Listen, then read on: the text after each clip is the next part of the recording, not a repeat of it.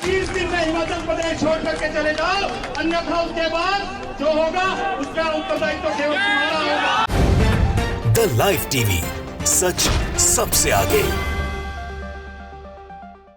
नमस्कार, the live TV आप देख रहे हैं, आपके साथ मैं हूं आदित्य कुमार।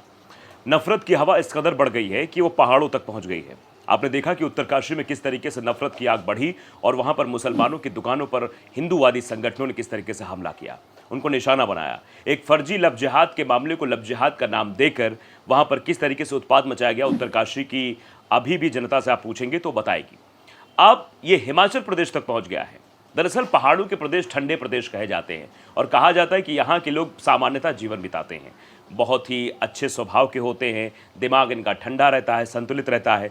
लेकिन अब वहाँ भी ऐसी स्थितियाँ नहीं दिखाई दे रही हैं, क्योंकि नफ़रत की फैक्ट्री चलाने वाले लोगों ने जो व्हाट्सएप यूनिवर्सिटी के माध्यम से नफ़रत फैलाई है, वो अब हिमाचल प्रदेश और उत्तराखंड में भी दिख रही है। उत्तराखंड यानी कि देवभूमि। अब हिमाचल प्रदेश से एक वीडियो सोशल मीडिया पर सर्कुलेट हो रहा है। उस वीडियो में साफ तौर पर देखा जा सकता है कि वीडियो में मुसलमानों को बाहर भगाने की चेतावनी दी जा रही है कि मुसलमानों को यहाँ से निकालो। दरअसल ये सुगबुगाहट और ये घबराहट और ये बौखलाहट इसलिए दिखाई दे रही है क्योंकि 2024 का चुनाव नज़दीक है। एक मशहूर शायर थे जिनका एक मशहूर शेर है कि सरहदों पर तनाव है क्या, पता करो देश में चुनाव है क्या। तो सरहदों पर पहले तनाव हुआ करता था तब जब देश में चुनाव नज़दीक आते थे। अब क्योंकि प्रादेशिक स्तर पर चुनाव होने वाले हैं, 5 राज्यों के विधानसभा चुनाव होने हैं, उसके बाद देश आम लोकसभा चुनाव में चला जाएगा, यानी देश में चुनाव होगा। क्या उस चुनाव की सुगबुगाहट मात्र है? क्या देश को ध्रुवीकरण के आधार पर बांटने की कोशिश हो रही है? क्या सांप्रदायिक तनाव फैलाकर एक विशेष पार्टी चुनाव जीतने के लिए यह सब कुछ करवा रही है? ये सवाल राजनीतिक गलियारों में चर्चा का विषय बने हुए हैं। दरअसल हम आज वो वीडियो पहले आपको दिखाना चाहेंगे, उसके बाद आगे की चर्चा करेंगे। आखिरकार वो वीडियो सर्कुलेट क्यों किया जा रहा है, क्या वीडियो के पीछे का मकसद है और ऐसा हिमाचल प्रदेश में क्यों हो रहा है। जरा पहले वीडियो देखिए आप। हिंदू समाज से, संपूर्ण हिमाचल प्रदेश का हिंदू समाज से आज इस ऐतिहासिक चौगान से आह्वान करने आया हूँ। 20 दिन का समय देते हैं हम ऐसी आदि मानसिकता के लोगों को जो हिमाचल प्रदेश से दूर रहे। तो वीडियो आपने देख लिया और वीडियो में साफ तौर पर एक शख्स मंच पर खड़ा होकर यह आह्वान कर रहा है कि हिमाचल प्रदेश से मुसलमानों को भगाना है। ये संकल्प लेता हुआ वो दिखाई दे रहा है। पहला सवाल ये कि आखिरकार इस व्यक्ति को वहां पर खड़े होकर बोलने का हक किसने दिया? क्या कानून और संविधान के लोग जो है, जो संविधान के रक्षक कहे जाते हैं, पुलिस है वहां पर कानून की रक्षक कही जाती है, वो कहां थी? ऐसे लोगों पर त्वरित कार्यवाही क्यों नहीं होती? ये अपने आप में बड़ा सवाल है। इन लोगों को यह हौसला कहां से मिल जाता है, कहां से इनके अंदर ताकत आ जाती है कि कानून और संविधान को जूते के तल्ले के नीचे रौंदते हुए निकल जाते हैं और मंच पर खड़े होकर इस तरीके की अभद्र भाषा का इस्तेमाल करते हैं जो नहीं बोलनी चाहिए। देश में आपसी तनाव पैदा करने की कोशिश की जा रही है, देश में सांप्रदायिक तनाव फैलाने की कोशिश हो रही है। गंगा जमुनी तहजीब को तरजीह देने की जगह उसको तोड़ा जा रहा है। आप अंदाजा लगाइए, इस वीडियो को जो हमने आपको दिखाया है, ये नरगिस बानो ने वीडियो ट्वीट किया। ट्वीट करते हुए लिखा क्या है, जरा ये भी सुन लीजिए आप। ट्वीट करते हुए उन्होंने लिखा कि उत्तरकाशी के बाद हिमाचल प्रदेश से मुसलमानों को निकालने की दी चेतावनी। कहा 30 दिन के अंदर पूरा हिमाचल प्रदेश खाली कर दें। हिमाचल प्रदेश नहीं छोड़ने पर मारने की धमकी दी जा रही है। तो क्या जैसा उत्तरकाशी में हुआ था अब ऐसा हिमाचल प्रदेश में देखने को मिलेगा? उत्तरकाशी में किस तरीके से 20 से 22 मुसलमान परिवारों ने पलायन कर दिया था क्योंकि उनको रोजाना मारा जा रहा था, उनको पीटा जा रहा था, उनकी दुकानों पर हमले किए जा रहे थे, उन्हें धंधा नहीं करने दिया जा रहा था। आर्थिक तौर पर कमजोर करने की कोशिश पुरजोर तरीके से उत्तरकाशी में की गई थी। उत्तरकाशी के बारे में आप जानते हैं कि वहां एक मामला हुआ था। एक लड़का, एक हिंदू लड़का और एक मुस्लिम लड़के पर यह आरोप लगा था कि ये लड़की भगा के ले जा रहे थे। उसके बाद इस पूरे मसले को लब जिहाद का रंग दिया गया और फिर उत्तरकाशी की धरती पर उत्पात फैलाया गया, दुकानों में तोड़फोड़ की गई। और किसके द्वारा किया गया?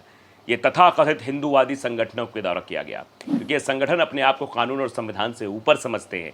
इनको लगता है कि हमारी बात पत्थर की लकीर है, न सरकार काट सकती है, न बड़ी कुर्सियों पर बैठे हुए हुक्मरान काट सकते हैं। हम जो चाहेंगे वो करेंगे, क्योंकि हमको इस बात का सर्टिफिकेट मिल चुका है, हम सरकार के लिए ही तो काम करते हैं। शायद उनके अंदर ये भी जज्बा बरकरार रहता है, इसीलिए इस तरीके की हरकतें करते हुए वो लोग नजर आते हैं। अब इस पर लोगों का रिएक्शन क्या है, मैं 2 मिले जुले रिएक्शंस आपको दिखाऊंगा कि आखिरकार कुछ जो अंधभक्त टाइप के लोग हैं वो क्या कुछ सोचते हैं।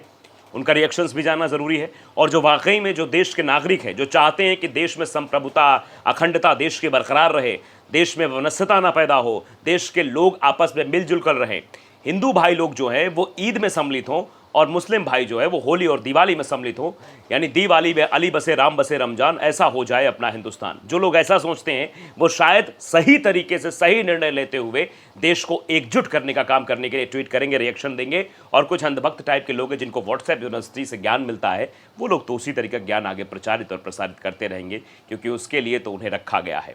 अब देखिए, ये साहतिब नाम के ट्विटर यूज़र हैं, वो लिखते हैं कि हम डर गए, अभी छोड़कर जा रहे हैं हिमाचल प्रदेश।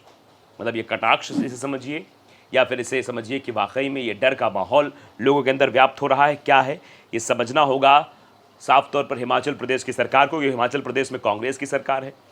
जितनी जिम्मेदारी केंद्र में बैठी सत्ता की है, उतनी जिम्मेदारी राज्य में बैठी कांग्रेस की सत्ता पर भी है कि वो ध्यान दे और ऐसे लोगों पर कार्रवाई करे जो इस तरीके की चीज़ें करते हुए नजर आ रहे हैं। अब देखिए, एम खान है, वो सवाल कर रहे हैं कांग्रेस सरकार पर। लिखते हैं कि राहुल गांधी जी, हिमाचल प्रदेश में कांग्रेस की सरकार है और वहां आतंकी प्रवृत्ति के लोग एक समुदाय को धमका रहे हैं, हिमाचल प्रदेश छोड़ने के लिए कह रहे हैं। वक्त रहते इस पर सरकार को एक्शन लेना चाहिए। वक्त रहते सरकार इस बात को देखे कि किस तरीके से मुसलमानों को वहां प्रताड़ित किया जा रहा है, सरेआम धमकी दी जा रही है, सरेआम कहा जा रहा है कि 30 दिन के अंदर आप हिमाचल प्रदेश छोड़ दीजिए, नहीं तो फिर उत्पात होगा। यानी फिर वही चीज़ें देखने को मिलेंगी जो उत्तरकाशी में देखने को मिली थी। अब केशव सिंह है, इनको भी जरा देख लीजिए, अपनी कौम को समझाते क्यों नहीं हो, हत्या बलात्कार जैसी वारदातें क्यों करते हैं। ये जो बात कही जा रही है इस तरह के लोगों द्वारा, इनको समझना होगा। आरोपी या फिर अपराधी किसी जाति से नहीं बनता है, वो अपने कर्मों से बनता है। जो उसके कर्म होते हैं उसी से वो आरोपी बना है, तो उसका जिम्मेदार वो व्यक्ति है, उस व्यक्ति पर कार्रवाई होनी चाहिए।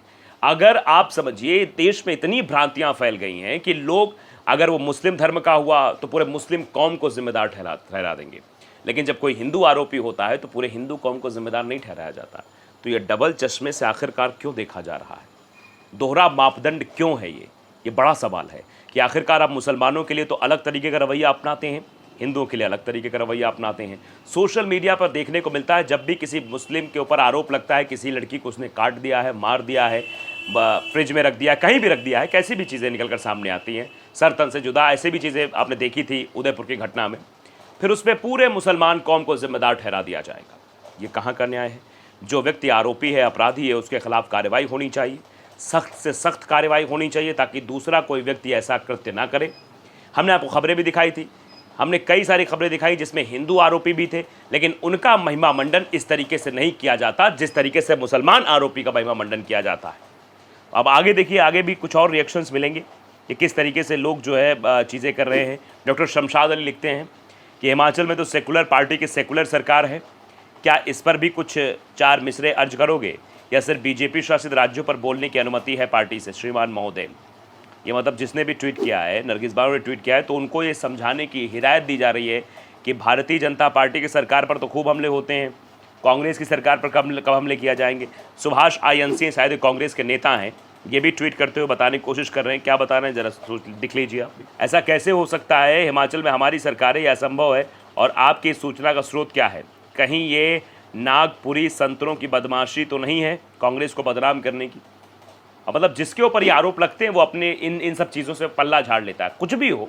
लेकिन जो ये नफरती लोग हैं, जो सड़कों पर खड़े होकर किसी कौम और धर्म के प्रति इस तरीके की भाषा का प्रयोग करते हैं, इनके ऊपर कार्रवाई होनी चाहिए, एक नज़ीर प्रस्तुत करनी चाहिए, ताकि दोबारा ऐसी हिमाकत, ऐसी हरकत कोई ना कर सके। द लाइव टीवी को अगर आपने सब्सक्राइब नहीं किया, ज़रूर करिए, बेल आइकन दबाइए, ताकि सच खबर आप तक पहुँचती रहे। नमस्कार। द लाइव टीवी, सच सबसे आगे।